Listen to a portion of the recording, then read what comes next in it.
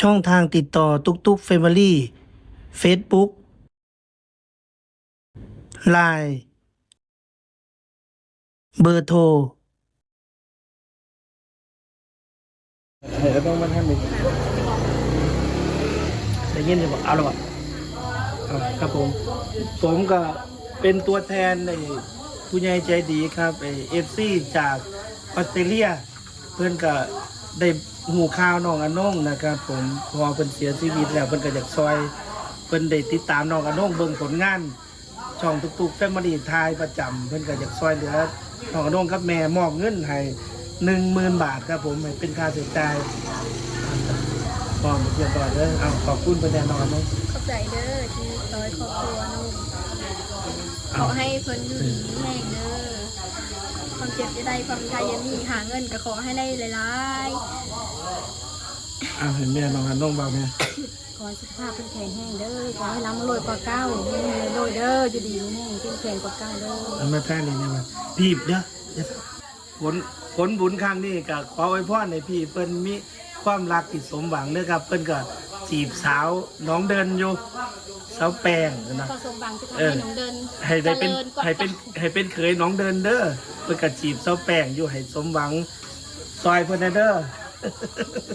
ครับผม เป็นกำลังใจให้อยู่ ล่อรุ่นเด้อครับผม เป็นกำลังใจให้อยู่นะ จะได้เป็นเขยน้องเดินบ่ครับขอบคุณครับผมครับสวัสดีครับ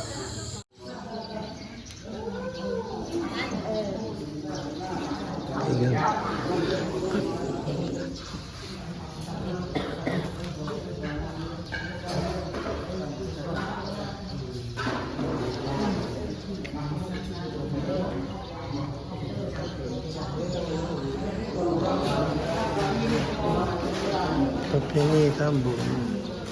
ตักบาตร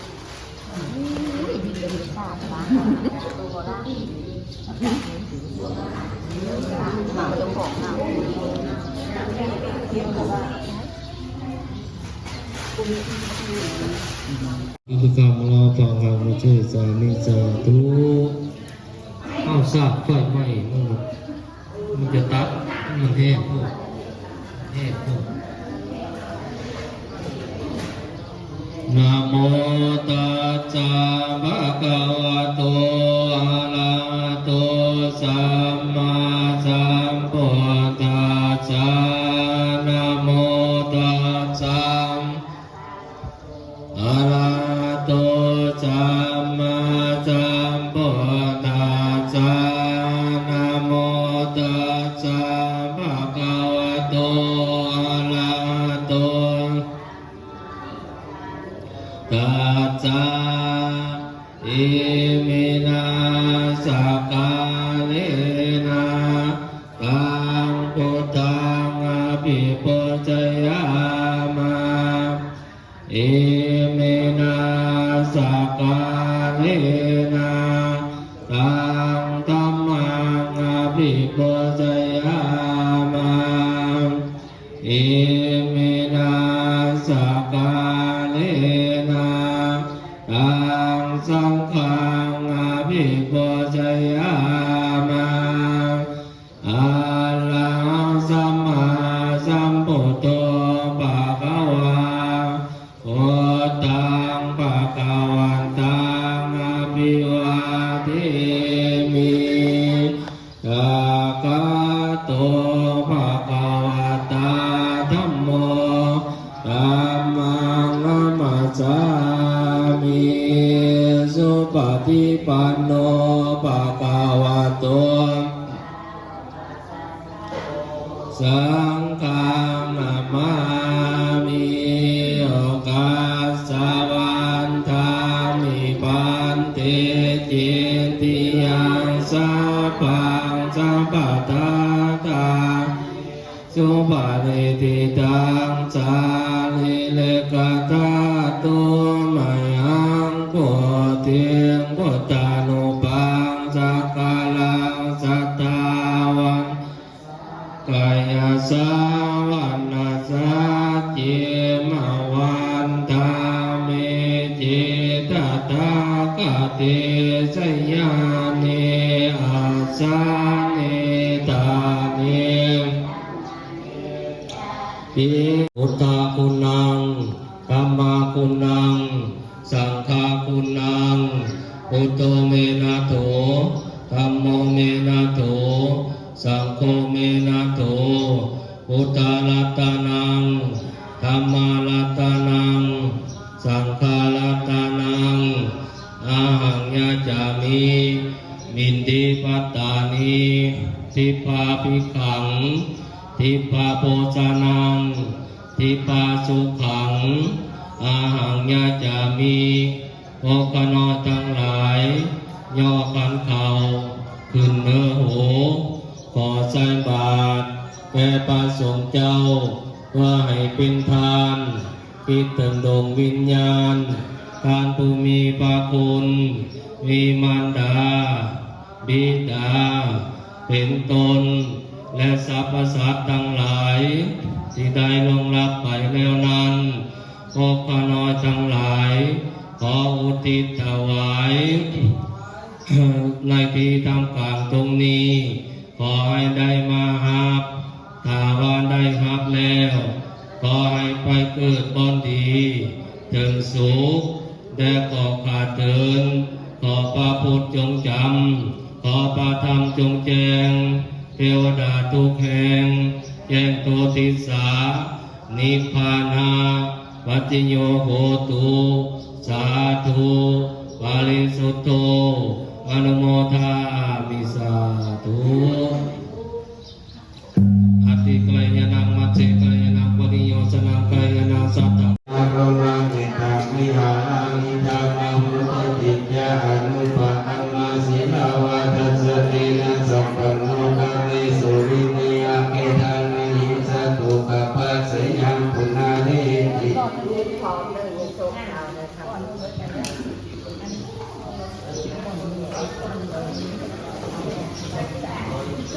อินาสิกาวามุนิโทตันเตสะสะภวตุเตสยามังคลานิมาลาติเดกามติยุสิตาสัพพะติงโกรังปนาลวะกามะกามะทาปญาคังคันติวิอินาสิกาวามุนิโทตันเตสะสะภวตุเตสยามังคลานิมาราคิริตังกวังนิสโยหิสยสุสยามังคะเวอะปะลาสิตาสิเสปัตถวิโกคะเลอะภิเสเกสัพพะพุทธานังอาคัปปะโตปะโมทาติสุนัขปะทังสุมังคลังสุปัปปะทังสุจิตังสุปโนติอิสิตังปฏิตังตุมหังคิปะเมวัสสมิสตุสัพเพปุเรนตุสังกปายันโทปนารโสยะถามณิโสติราโสยะถาติโยวิวัสสัน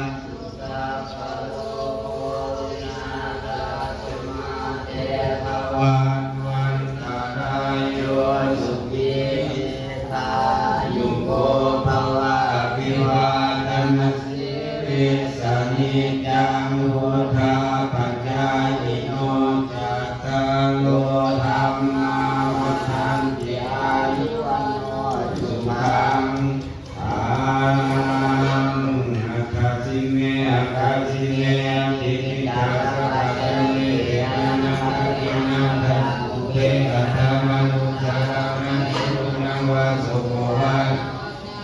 วิเทวนานาทัพเปตานาคายาเอวังทิทังสิจัตตายุอายัญจะโกตังวินาทินาสังฆมิสุปฏิทิตาหินาตังมิกายนาสารนัสโสอุปกัมปติโสยตินินาจิโตเปตนาภูสาจักขัสสาอุลาลาภลันตาริกุณามานุปาทินังตุเมหิปุญญังปัสสุตังนาปัตตันติสาธุสาธุสาธุปีกองเด้อ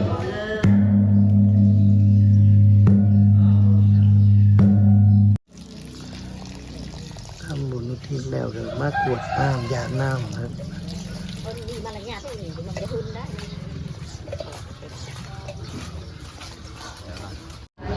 นี่ครับน้องไม้มีมองใดก็เฮือนเจ้านะ แถวเพื่อนสังเกต เฮือนเสาเกต โดย อยู่ทางใดเขาคือบ่เห็นฮะอยู่ฟังทางใด ฟังข้างหลังเรียนเรา อืม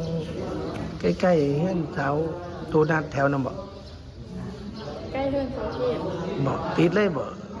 เดี๋ยวไปถามเบิ่งน้องไม้มินครับมื้อนี้หยุดเรียนวันอาทิตย์เนาะมื้อนี้เนาะครับน้องไม้มินครับมาทำบุญ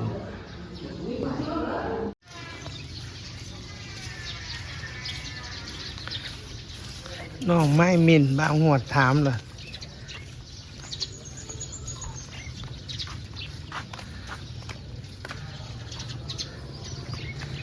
ครับประเพณีตักบาตรหยาดน้ำครับ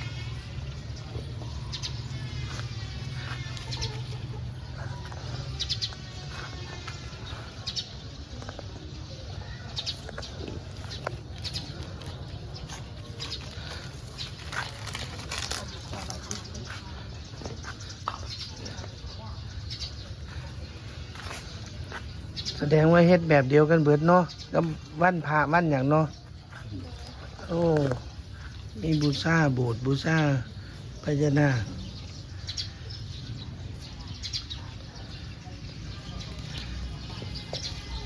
มื้อนี้บ่แม่นวันพระคนเลยบ่หลายปานใดพ่อบ่องค์ดำบ่ไปหยังก็พระของพ่อพระขาวดำ